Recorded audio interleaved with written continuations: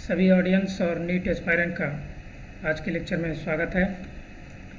पिछले लेक्चर में हम लोगों ने बात की थी फिज़िक्स क्या है, कैसे अर्ली सिविलाइजेशन के लोग, हमारे एंसेस्टर, हमारे पूर्वज प्रकृति की बहुत सारे आश्चर्यों के बारे में खोजने जानने का प्रयास किए और कई प्रकार की सभ्यताएं रही हैं जिनके जागरूक लोग प्रकृति के बहुत सारे ऐसे आश्चर्यजनक चीज़ों के बारे में जानने का प्रयास किए, उनके अंदर अपनी उत्सुकता रही। इसी क्रम में आज का हमारा लेक्चर फिजिक्स के स्कोप पर है, scope of physics.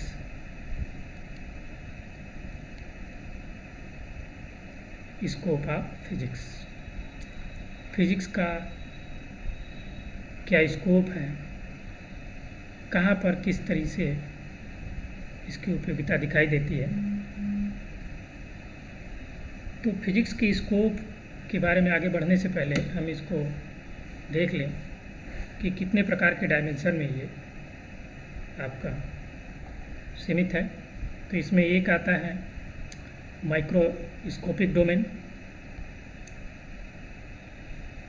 Microscopic domain. Microscopic domain नाम से ही स्पष्ट है कि माइक्रो लेवल की बात कर रहे हैं हम। माइक्रो लेवल का तात्पर्य आपका इसके डायमेंशन से, माइक्रो डायमेंशन की बात करें, माइक्रो डायमेंशन तो माइक्रो डायमेंशन यानी कि लंबाई के रिस्पेक्ट में 10⁻⁻6 के आर्डर का या 10⁻⁻3 के आर्डर का, यानी कि ये आपका क्या है, माइक्रोमीटर है और ये आपका मिलीमीटर, यानी इस डायमेंशन की हम बात करेंगे। और दूसरा आपका है माइक्रोस्कोपिक। इसके बारे में पिछले टर्न पर हम लोग बातचीत कर चुके थे, उसको लेके आज फिर से आगे बढ़ रहे हैं। माइक्रोस्कोपिक का तात्पर्य, जैसे कि अगर हम यहाँ पर दिखा रहे हैं कि माइक्रोस्कोपिक डायमेंशन आपका 10⁻³ 10⁻6 आर्डर यानी मिलीमीटर और माइक्रोमीटर के आर्डर का, तो इसका मतलब माइक्रोस्कोपिक, इसका एक सामान्य अर्थ हम बल्क का मतलब होता है बड़ा या मोटा, बड़ा या कह लिया जाए मोटा, बड़ा या मोटा। इसका तात्पर्य आप लोगों के मन मस्तिष्क में थोड़ा सा बैठ रहा होगा कि माइक्रोस्कोपिक जैसे ही बोलते हैं इसका मतलब कि बड़ा या मोटे की बात करते हैं, यानी बड़ा और मोटा का तात्पर्य है कि किसकी अनुभूति हम कर सकते हैं। अगर कोई चीज़ मिलीमीटर के आर्डर की हो तो हम उसको किससे नाप सकते हैं, उसको हम स्क्रू गेज से नाप सकते हैं, स्क्रू गेज से नाप सकते हैं, या कह लिया जाए कैलिपर्स की सहायता से हम नाप सकते हैं, नाप सकते हैं। तो ये देखिए आपका क्या आ जाएगा माइक्रोस्कोपिक डोमेन में, यानी जिसको हम एक साधारण तौर पर हम जिसकी अनुभूति कर सकें वो आपका आ जाएगा माइक्रोस्कोपिक डोमेन। एक तीसरा डोमेन है जो आपके फिजिक्स के यहाँ पर जो आपका सिलेबस है, उस सिलेबस से थोड़ा सा अलग हट के है, मैं उसके बारे में थोड़ा सा बताना चाहूँगा। एक होता है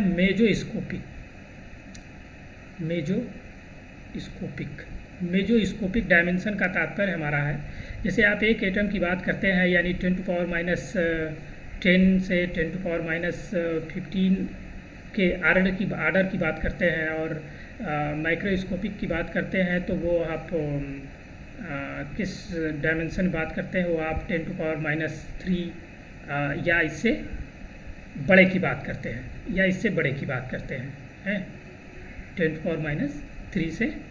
बात करते हैं। तो यहाँ पर ये इन सब के बीच, अब देखिए ये एटॉमिक डायमेंशन के आर्डर का है और ये बल्कि डायमेंशन के आर्डर का है, इसके बीच एक कह लिया जाए कि इसके बीच आपका क्या पड़ सकता है। अगर हम कहें कि 10 एटम्स हो या आपका कह लिया जाए 100 एटम्स हो, तो इनका डायमेंशन आपका क्या हो जाएगा, ये आपके माइक्रो और माइक्रो के बीच पड़ जाएगा। तो इसका एग्जाम्पल आप साधारण तौर पर शायद अभी आपने सुना नहीं होगा, या हमारे सामान्य कार्य व्यवहार में इसके बारे में आपने सुना होगा। Liquid crystal. Liquid crystal.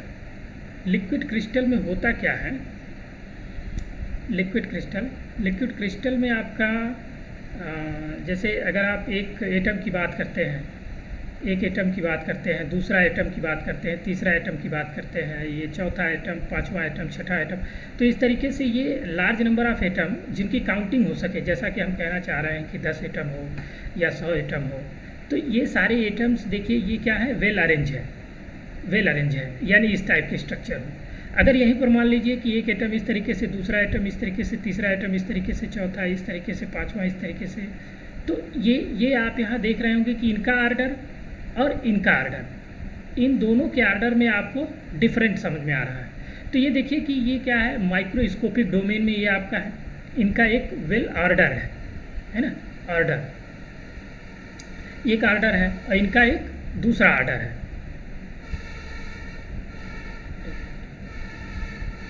इनका एक दूसरा आर्डर है, यहाँ पर लिखते हैं, ये दूसरा आर्डर है। तो देखिए इनका आर्डर अलग अलग है, लेकिन दोनों क्या है, माइक्रोस्कोपिक।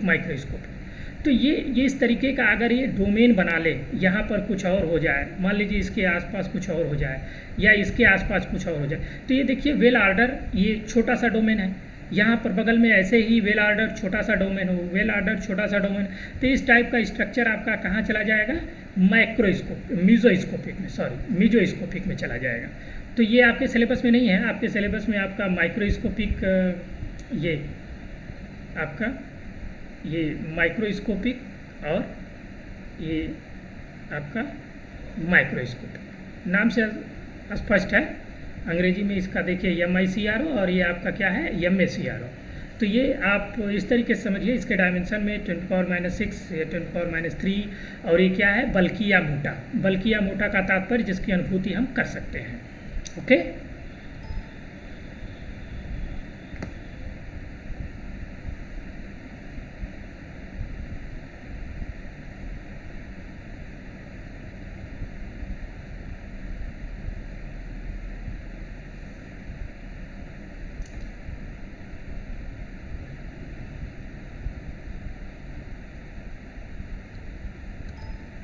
अब हम बात करते हैं कि अच्छा इस डायमेंशन में क्या क्या आएगा। तो जैसे पिछले टर्म पर भी हम लोगों ने बात की थी कि आपका माइक्रोस्कोपिक में क्या आएगा। माइक्रोस्कोपिक में आपका किस प्रकार की स्टडी आएगी, जो एटॉमिक स्टडी है, एटम की स्टडी आएगी, या आप मॉलिक्यूल की स्टडी करेंगे, इसके अलावा आपका न्यूक्लियस की स्टडी करेंगे। तो ये सारी स्टडी आपका माइक्रोस्कोपिक डोमेन में आएगी। इसके अलावा अगर आप बात करते हैं आपका माइक्रोस्कोपिक में, तो जैसा कि मैंने पहले भी बताया कि माइक्रोस्कोपिक में क्या आएगा आपका, ये बच्चों बताने का हमारा उद्देश्य ये है कि जैसे बहुत सारे बेसिक चीज़ें हम इग्नोर कर देते हैं और वो आगे चल के हमको दिक्कत होती है। जैसे मान लीजिए अभी आप दूसरे, तीसरे या चौथे या पाँचवें चैप्टर, या आप 11th के सेकंड जो बुक है, या 12th के फर्स्ट और सेकंड बुक में आप बहुत सारे ऐसे शब्द आएंगे कि ये माइक्रो लेवल पर है, माइक्रो लेवल पर है, तो वहाँ कुछ दिक्कतें आएंगी। और ये बेसिक बातें हैं जो कि जान लेना बहुत ही ज़रूरी है। और हम यहाँ माइक्रोस्कोपिक में मैंने पिछले टर्म पर भी बात की थी। माइक्रोस्कोपिक जैसा मैंने अभी भी बताया कि बल्क, ये हिंदी में बल्कि नहीं, बल्क माने बड़ा या मोटा, तो बड़ा या मोटा का तात्पर्य जैसे ही हम अपने व्यवहारिक नज़रिए से देखें तो हमारा इसमें क्या आएगा, हमारा इसमें आएगा कि जो माइक्रोस्कोपिक से मिलके बना हो। और मेजोस्कोपिक के बारे में भी अभी हमने चर्चा की है, तो यहाँ मेजोस्कोपिक आपके अभी सिलेबस में नहीं है, तो हम केवल कंसंट्रेट करेंगे माइक्रोस्कोपिक और माइक्रोस्कोपिक को लेके। माइक्रो और माइक्रो थोड़ा हो सकता है हमारे बोलने में कुछ अंतर आ जा रहा हो, लेकिन मुझे लगता है कि आप लोग समझ रहे हैं कि मैं क्या कहना चाहता हूँ। तो इसमें जो माइक्रोस्कोपिक में है, इसमें हम ऑब्जेक्ट की बात करते हैं, सीधे सीधे ऑब्जेक्ट की हिंदी क्या होती है, किसी वस्तु की बात करते हैं। वस्तु का तात्पर्य, वस्तु नाम लेते ही आपके जहन में आ जाएगा, इसका मतलब क्या आ जाएगा, किसी बड़ी चीज़ के बारे में बात कर रहे हैं, साधारण सी बात है। तो इसमें आपका आ जाएगा कोई भी बड़ा ऑब्जेक्ट, कोई भी बड़ा पिंड, इसको हिंदी में हम फिजिक्स में किसी बड़े ऑब्जेक्ट को पिंड से डिनोट करते हैं, बोलते हैं। तो बड़े से पिंड के बारे में बात आ जाएगी। और बल्कि का तात्पर्य भी जैसे हमने बताया। तो इसमें जिन चीज़ों की स्टडी की जाती है, अभी जैसे माइक्रोस्कोपिक के बारे में हमने बताया कि माइक्रोस्कोपिक में क्या क्या आएगा, आपका एटम्स आएंगे, मॉलिक्यूल आएंगे, न्यूक्लियस आएंगे, या जो एंगस्ट्रॉम ऑर्डर के या माइक्रो ऑर्डर के होंगे, उन सब चीज़ों के बारे में आएगा। और माइक्रोस्कोपिक के बारे में आपका क्या आ जाएगा, पिंडों की बात करेंगे, पिंडों की स्टडी करेंगे, जैसे पिंड का मोशन है, ऑब्जेक्ट का मोशन है, बॉडी का मोशन है यहाँ। और ये आपका जो स्टडी आएगी माइक्रोस्कोपिक, ये आपका किस में जाएगा, क्लासिकल फिजिक्स में चला जाएगा, क्लासिकल फिजिक्स।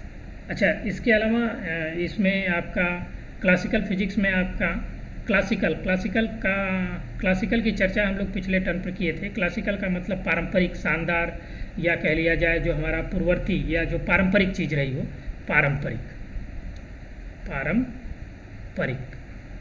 पारंपरिक का तात्पर्य, जैसे अगर ये कह लिया जाए कि आप अगर 18th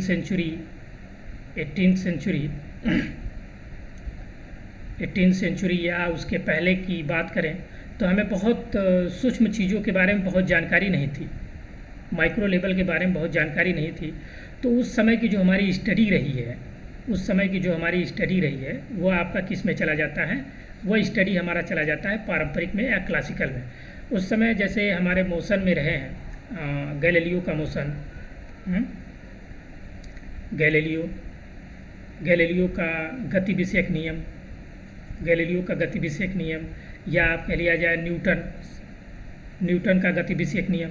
तो ये अगर थोड़ा बहुत भी आप जान रहे हो, तो इन सब के बारे में आप विचार करके देखिए कि इन सब की जो बातें हैं वो किसको लेके हैं, वो हमारे बड़े पिंडों को लेके हैं। ये किसी बड़े ऑब्जेक्ट को लेके हैं, बड़े बॉडी या बड़े ऑब्जेक्ट को लेके हैं। ओके,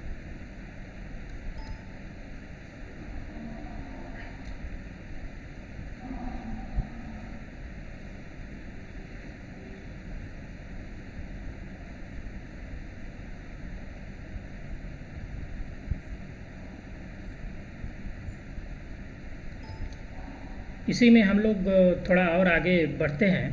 तो आपके माइक्रोस्कोपिक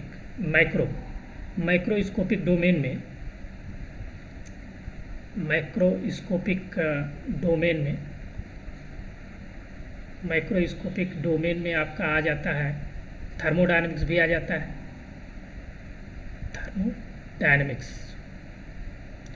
थर्मोडायनेमिक्स में हम किसकी स्टडी करते हैं, जैसे नाम से स्पष्ट है, हम टेम्परेचर की बात करते हैं, प्रेशर की बात करते हैं, और वॉल्यूम की बात करते हैं। टेम्परेचर, प्रेशर और वॉल्यूम की बात करते हैं। जैसे हम इन चीज़ों की बात करते हैं, टेम्परेचर, आप जैसे ही टेम्परेचर की बात करते हैं, तो आप किसी एक एटम का टेम्परेचर मेजर करने नहीं जाते। आप किसी सिस्टम, किसी वेजल्स में, किसी बर्तन में आप ढेर सारे आपके एटम्स हैं, कलेक्शन ऑफ मॉलिक्यूल्स हैं, आप उस पूरे सिस्टम के टेम्परेचर की बात करते हैं, यानी आप बल्क सिस्टम की बात करते हैं।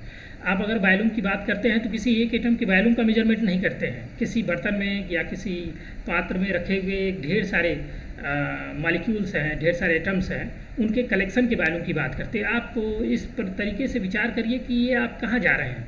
ये निश्चित रूप से बल्कि स्टेटस के क्वालिटी या क्वांटिटी के बारे में मेजर कर रहे हैं, वो फिजिकल पैरामीटर है। आप प्रेशर की बात कर रहे हैं, तो आप प्रेशर किसी एक एटम के कारण नहीं, वो लार्ज नंबर ऑफ एटम आपके कोलाइड करते हैं उसके दीवार पर, आप उस पूरे बल्क सिस्टम की बात करते हैं। तो इस तरीके से देखिए कि अगर आप टेम्परेचर, प्रेशर या वॉल्यूम की बात कर रहे हैं, आप थर्मोडायनेमिक्स में चल रहे हैं, तो वो कहाँ चला गया आपका माइक्रोस्कोपिक डोमेन। वो कहाँ चला गया, माइक्रोस्कोपिक डोमेन में। जैसे ही आप इन सब चीज़ों की बात करते हैं, यानी आप थर्मोडायनामिक्स की बात करते हैं, यानी वो घूम फिर के फिर आपका वो चला जाता है माइक्रोस्कोपिक में।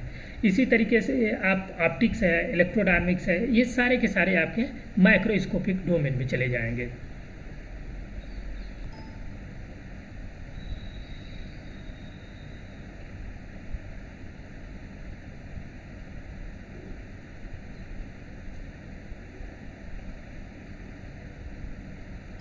इसी तरीके से आपका अगर इलेक्ट्रोडायनामिक्स की बात करें, इलेक्ट्रोडायनामिक्स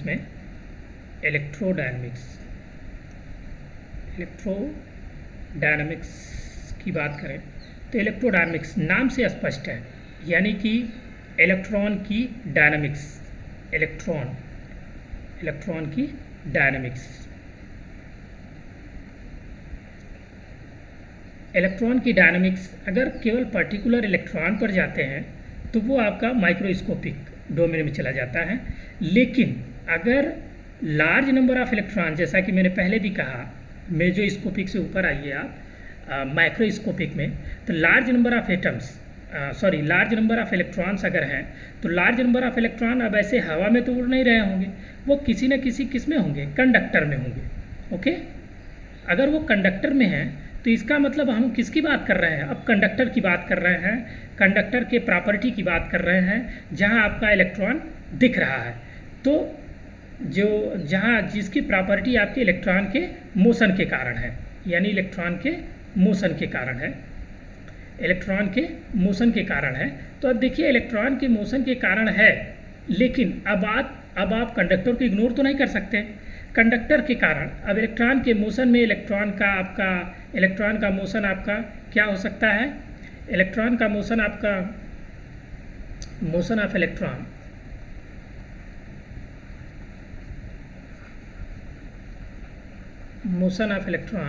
आपका क्या हो सकता है, स्ट्रेट लाइन भी हो सकता है।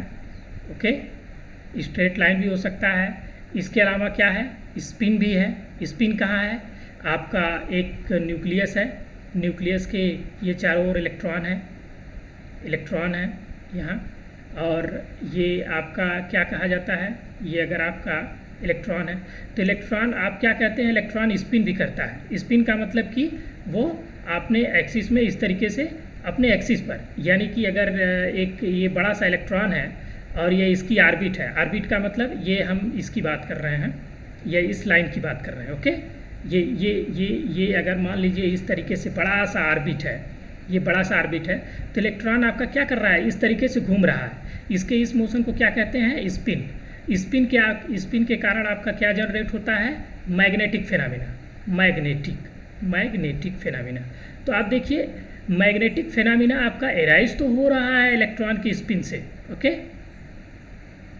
मैग्नेटिक फिनोमिना आपका एराइज तो हो रहा है इलेक्ट्रॉन की स्पिन से, लेकिन क्या इलेक्ट्रॉन की स्पिन को आप देख पा रहे हैं, नहीं।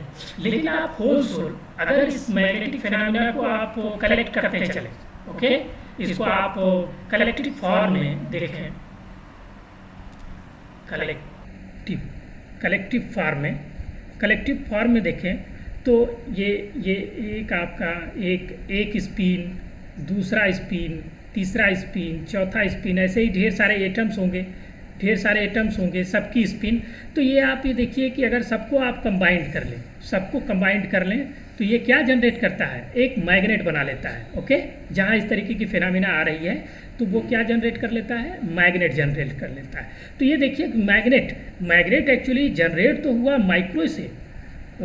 माइक्रो से, लेकिन अगर आप केवल मैग्नेट की बात करते हैं तो वो किस में चला गया, वो आपका चला गया माइक्रोस्कोपिक, माइक्रोस्कोपिक लेवल पर। ओके, तो इस तरीके से ये जनरेट कहाँ से हुआ, ये इलेक्ट्रॉन के मोशन से होते हुए आपका चला जाता है किस में, इलेक्ट्रोडायनामिक्स में। ओके, इलेक्ट्रोडायनामिक्स यानी कुल मिला के अगर इलेक्ट्रोडायनामिक्स की बात करते हैं तो इलेक्ट्रोडायनामिक्स किस में चला जाता है, आपका माइक्रोस्कोपिक डोमेन में। ओके, इसी तरीके से आपका एम्पियर लॉ है। एम्पियर लॉ क्या कहता है, एम्पियर लॉ है। एम्पियर लॉ क्या कहता है? एम्पियर लॉ कहता है कि दो अगर स्ट्रेट वायर हैं और इनमें अगर करंट फ्लो हो रही है, या इसमें करंट फ्लो हो रही है, I1 I2 मान लीजिए कोई करंट फ्लो हो रही है, तो इनके बीच फोर्स ऑफ अट्रैक्शन या force of repulsion according to current motion ये लग सकता है। तो आप ये देखिए कि यहाँ ओरिजिनेशन इसका क्या है? ओरिजिनेशन तो इलेक्ट्रॉन का मोशन है, लेकिन अब आप ये देख कहाँ रहे हैं? क्या आप इसके कंडक्टर को या इसमें बहने वाली धारा को इग्नोर कर सकते हैं? नहीं। जब आप बहने वाली धारा को इग्नोर नहीं कर सकते तो इसका मतलब आप पूरे कंडक्टर की बात कर रहे हैं। ओके, जब पूरे कंडक्टर की बात कर रहे हैं तो ये किस में आ गया? ये आपका बल्क में आ गया। जब बल्क में आ गया तो इसका मतलब है किस में आ गया? आपका माइक्रो में आ गया।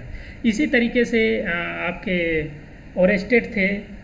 ओरेस्टेड ने क्या मेजर किया? ओरेस्टेड ने मेजर किया कि कोई आपका अगर कंडक्टर है, किसी कंडक्टर में कोई करंट अगर फ्लो हो रही है, किसी कंडक्टर में कोई करंट फ्लो हो रही है और इसके पास अगर आपका magnetic compass needle, okay, magnetic compass needle अगर लेके आते हैं, मैग्नेटिक कंपास निडल लेके आते हैं तो क्या हो जाती है? डिफ्लेक्ट कर जाती है।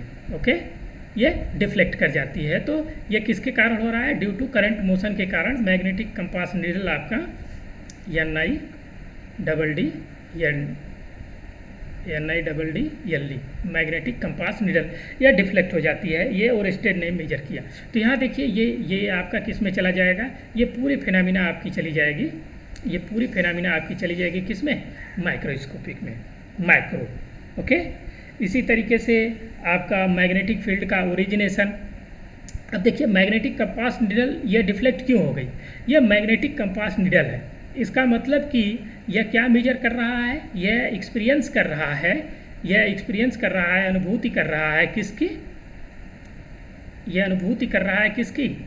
एक मैग्नेट की अनुभूति कर रहा है। ओके, ओरेस्टेड ने यही खोजा था। ओरेस्टेड नाम के एक साइंटिस्ट थे, ओरेस्टेड,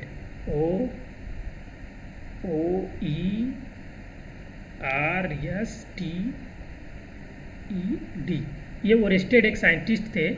इन्होंने ये अनुभव किया कि अगर कहीं कोई करंट फ्लो हो रही है, उसके पास अगर कोई कंपास निडल आके रखा जा रहा है तो वह डिफ्लेक्ट हो जाती है। इसका मतलब कि ये कहीं मैग्नेटिक फील्ड का एक्सपीरियंस करती है। इसका मतलब क्या निकल के आ रहा है कि किसी करंट ने, किसी वायर में, किसी कंडक्टर में अगर कोई करंट फ्लो हो रही है तो वह क्या बनाती है? वो मैग्नेटिक फील्ड बनाती है। ओके, मैग्नेटिक फील्ड बनाती है। इस मैग्नेटिक फील्ड के कारण वो क्या हो जा रहा है? यह कंपास निडल आपका डिफ्लेक्ट हो जा रही है। ओरेस्टेड ने खोजा था। तो अब देखिए कि ये होल सोल आपका किस में चला गया? ये चला गया आपका माइक्रोस्कोपिक डोमेन में। ओके,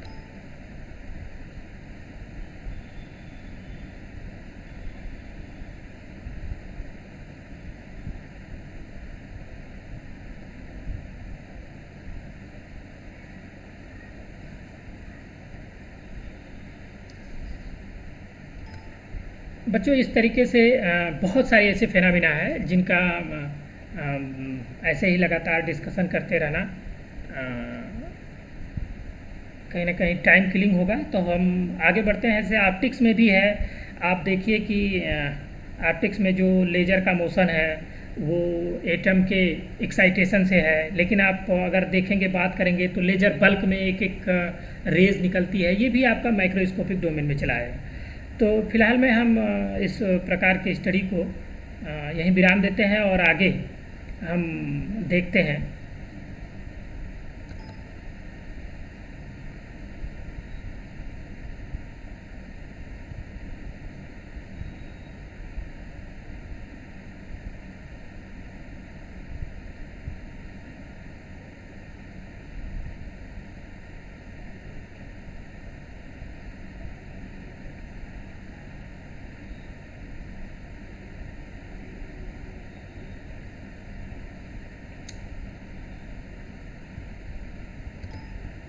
बच्चों माइक्रोस्कोपिक और माइक्रोस्कोपिक के बाद माइक्रोस्कोपिक में एटॉमिक लेवल आपका इलेक्ट्रॉन, प्रोटॉन, न्यूट्रॉन वगैरह वगैरह सब आ जाएंगे, आपके फोटॉन्स वगैरह आ जाएंगे।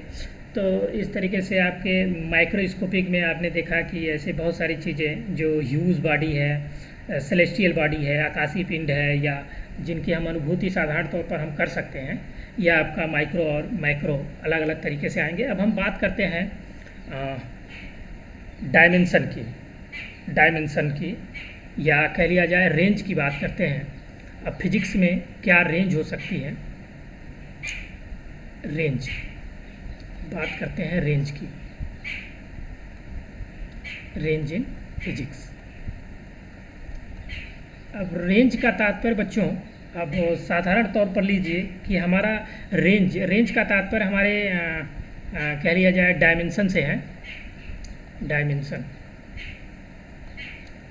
अब डायमेंशन आप कितने डायमेंशन हो सकते हैं, डायमेंशन आपका अगर बात करें तो रेंज, अगर हम डायमेंशन के और थोड़े से और सूक्ष्म लेवल पर जाएं तो रेंज की बात करें तो रेंज आपका कहाँ कहाँ देखने को मिल सकता है।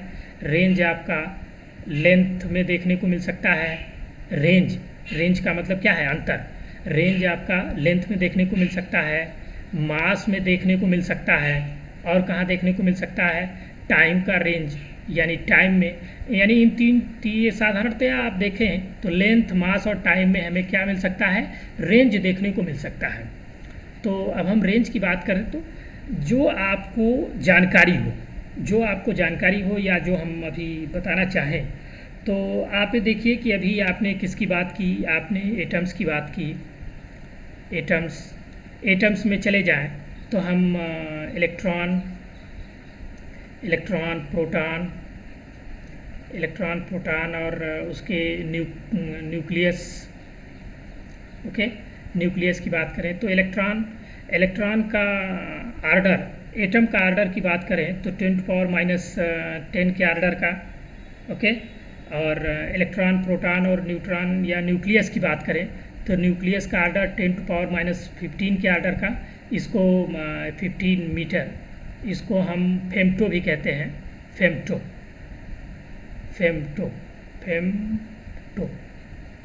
के आर्डर का। और 10⁻12 ये क्या हो गया, ये पीको के आर्डर का हो गया। तो हम ये देखिए कि साधारण तौर पर जो आप जान रहे हैं, जिसके बारे में आप फेमिलियर हैं, परिचित हैं, तो एटम्स में आपका क्या आ जाता है, आपका इलेक्ट्रॉन, प्रोटॉन, न्यूट्रॉन और न्यूक्लियस आपका कहाँ पे है, 10⁻15 के आर्डर का होता है। इसके अलावा अगर आप देखें हमारे यूनिवर्स के एक्सपेंशन की बात करें तो यूनिवर्स के एक्सपेंशन की बात करें तो बच्चों आपको जानकारी हो या ना हो, थोड़ा हम बताना चाहेंगे कि हमारे यूनिवर्स के एक्सपेंशन पर हमारे जो वर्ड में ढेर सारे वर्ड हैं। जैसे अभी कहते हैं आपकी अर्थ है, आपका मून भी है, और इसके अलावा आप जुपिटर वगैरह जुपिटर है या मार्स है, तो इसके अलावा आपका नेपच्यून, प्लूटो वगैरह बहुत सारे ऐसे ग्रह हैं। तो ये सारे ग्रह हमें कहा जाता है कि ये सारे ग्रह एक परिवार में हैं और उसको हम कहते हैं गैलेक्सीज।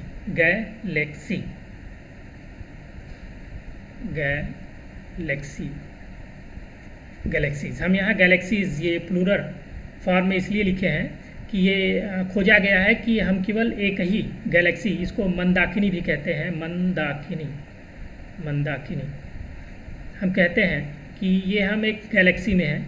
तो ये गैलेक्सी केवल एक नहीं है, बल्कि ऐसे बहुत सारी मंदाकिनियाँ हैं, बहुत सारी ऐसी गैलेक्सी हैं जो हमारे जानकारी से कह लिया जाए कि हमारी फैमिलियरिटी से परे हैं, जिसको बहुत सारे लोगों ने खोजा है, लेकिन हम उसकी फैमिलियरिटी से परे हैं। हम केवल ऐसे साधारण शब्दों में कह देते हैं कि इस यूनिवर्स केवल एक नहीं है, ऐसे बहुत सारे, ये पूरे यूनिवर्स में ढेर सारी गैलेक्सी हैं। जैसे कभी कभी कहते हैं कि ये एलियंस आ गए, तो हम ये कहते हैं कि वो दूसरे गैलेक्सी से आए होंगे।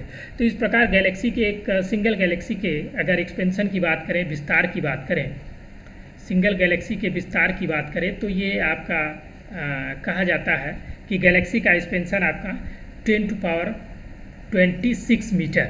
अब आप सोचिए 10⁻26 मीटर कितना हो गया। अब आप सोचिए साधारण शब्दों में अगर आप 1 मीटर की बात करते हैं, 1 मीटर से 10 मीटर का अनुमान लगाइए, 10 मीटर से आप 100 मीटर का अनुमान लगाइए, 10 कितना हो गया, ये 2, 10⁻100 मीटर से अनुमान लगाइए। इससे बाहर चले जाएंगे 10⁻1000 मीटर, 1000 मीटर का मतलब कि 10⁻³ का अनुमान लगाइए। इसके आधार पर अब ऐसे ही बात करिए कि 10⁻³ यानी 1 किलोमीटर, साधारण शब्दों में हम कहेंगे 1 किलोमीटर है। अब 1 किलोमीटर का अनुमान तो हम लगा सकते हैं कितनी दूरी है। ऐसे ही आप 100 किलोमीटर का अनुमान लगाइए। 100 किलोमीटर का मतलब कितना हो गया? 10⁵। 10⁵ हो गया। तो ऐसे ही आप आप 1 मिनट बच्चों,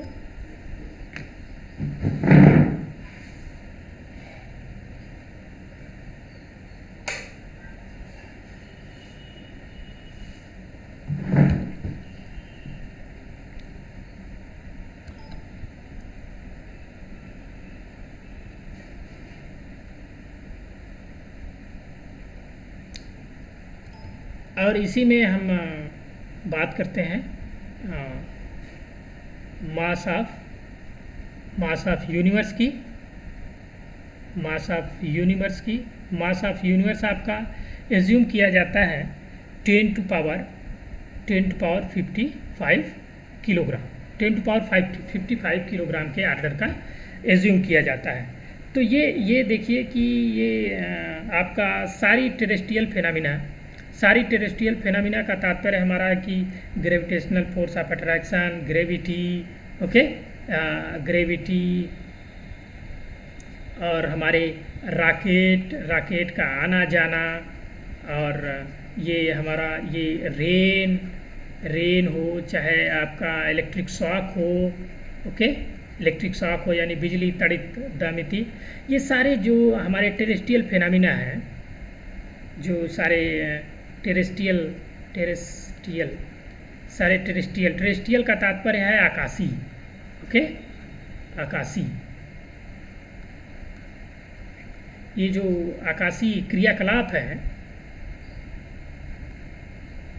जो आकाशी क्रियाएं हैं, ये टेरेस्ट्रियल फिनोमिना। आप देखिए कि हमारा ये जो रेंज आ गया, आप कहाँ से कहाँ तक आ गया, हम पिछले स्लाइड में देखें तो ये देखिए कि आपका जो ये 10 जो लेंथ का रेंज आया 10 यानी न्यूक्लियस से लेके यूनिवर्स की एक्सपेंशन तक 10⁻15 से 10⁻26, और ये टाइम का रेंज 10⁻23 से 10⁸ सेकेंड, और ये आपके मास का रेंज, यानी हम यहाँ लिख लें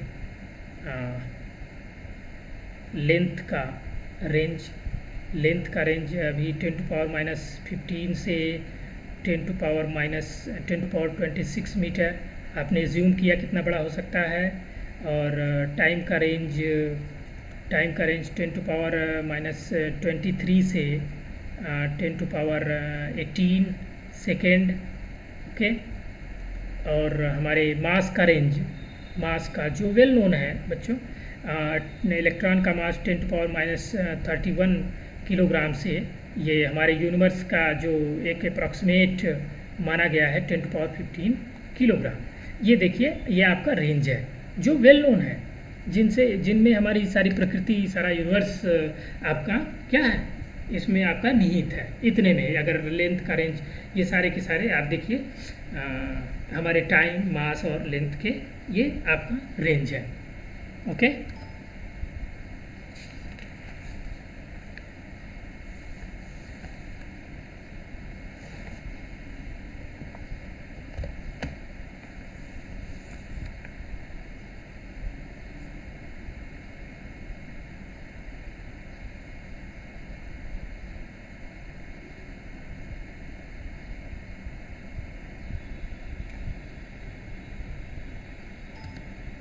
बच्चों मुझे लग रहा है कि ये वीडियो कुछ ज़्यादा बड़ा हो जाएगा, तो हम अगले लेक्चर में थोड़ा कुछ और फिलॉसफी बची हैं जिनसे हमको फेमिलियर होना बहुत ज़रूरी है। मेरे विचार से वो आपको जानना चाहिए, उसके बारे में थोड़ी स्टोरी है तो उसकी जानकारी होनी चाहिए। तो हम अगले लेक्चर में इसको देखते हैं। तब तक के लिए गुड बाय। ओके।